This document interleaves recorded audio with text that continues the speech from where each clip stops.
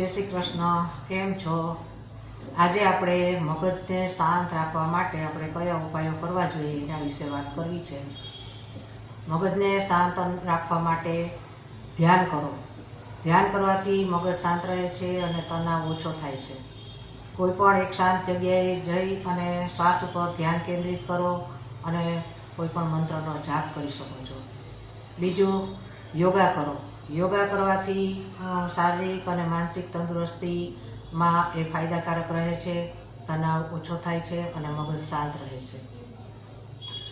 પૂરતી ઊંઘ લો. દરરોજ 7 થી 8 કલાકની ઊંઘ લેવી જરૂરી છે. એનાથી પણ માનસિક તણાવ ઓછો થાય છે અને મગજ શાંત રહે છે.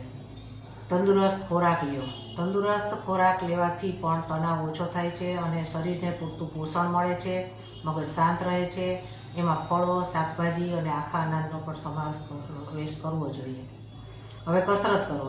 કસરત કરવાથી પણ શરીરની તંદુરસ્તી સારી રહે છે, તણાવ ઓછો થાય છે, મગજ શાંત રહે છે અને દરરોજ 30 મિનિટ સુધી કસરત કરવી જોઈએ. બગીચામાં કે કુદરતી વાતાવરણમાં સમય પસાર કરો. એના માટે તમે બગીચામાં ફરવા જાઓ, ખુલ્લી હવામાં શ્વાસ લ્યો. એનાથી તંદુરસ્તી સારી રહે છે, તણાવ ઓછો થાય છે અને મગજ શાંત રહે છે. મનગમતું સંગીત સાંભળો. તમને ગમતું શાંત કે મધુર સંગીત સાંભળો. એનાથી પણ તણાવ ઓછો થાય છે અને મગજ શાંત રહે છે. પુસ્તકો વાંચો.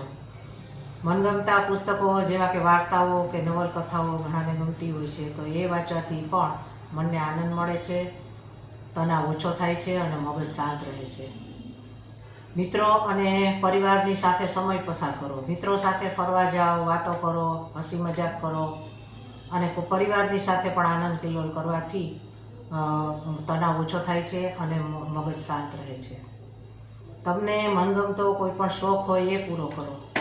જેમ કે ઘણાને રસોઈ કરવી ગમતી હોય, ઘણાને ચિત્રકામ કરવું ગમતું હોય, બગીચાનું કામ કરવું ગમતું હોય, ક્રાફ્ટ બનાવવા ગમતા હોય, તો આવા બધા કામ કરવાથી મનને આનંદ મળે છે અને તણાવ ઓછો થાય છે અને મગજ શાંત રહે છે.